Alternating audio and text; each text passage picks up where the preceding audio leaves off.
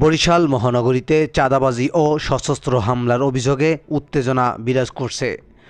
মহানগর ছাত্রদল নেতা তরিকুল ইসলামের বিরুদ্ধে ট্রলার প্রতি চাঁদা দাবি এবং সালিশি বৈঠকে হামলার অভিযোগ উঠেছে।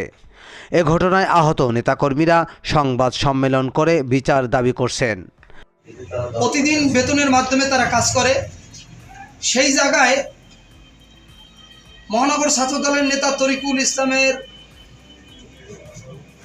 খারাপ নজর পড়ার কারণে সে ওই জায়গা থেকে টাকা কিভাবে ইনকাম করা যায় সেটার পায়তারায় সে কালকে হামলা চালিয়েছে এবং দুপুরে হামলা চালিয়েছে, রাত্রেও হামলা চালিয়েছে এবং স্টেডিয়াম থেকে ভাড়াটিয়া আলামিনের নেতৃত্বে এই আলামিন বাহিনীর দাও কাশি নিয়ে তারা ভিলেজ পার্কের মুখে অবস্থান করে পুনরায় আমাদের ওয়ার্ডের আহ্বায়ক সাধারণ তোতাবাইয়ের সামনে বসেই আমাদের প্রায় 5-7 জন লোকরে এলোপাতারি কোপান্য হয়েছে এবং তারা মেডিকেলেও 3 জন ভর্তি।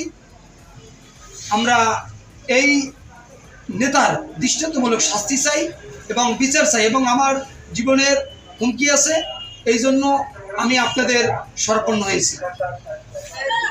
মাদক বিক্রি করে তৈরি দেয় আপনার মধু তরিকের সাথে থাকে, তার নেতৃত্বে তার আমি ছাত্রদলের নেতা এবং কালকে আমাদের উপরে যারা হামলা করছে এই আলামিন বাহিনীর ছাইম বাপ্পি এরা মাদক বিক্রি করে স্টেডিয়াম, তারা দাউনি আইসা আমারে কোপাইছে, আমার বন্ধু বিল্লালের কোপাইছে, ওনারে নাক ফাটাইতেছে।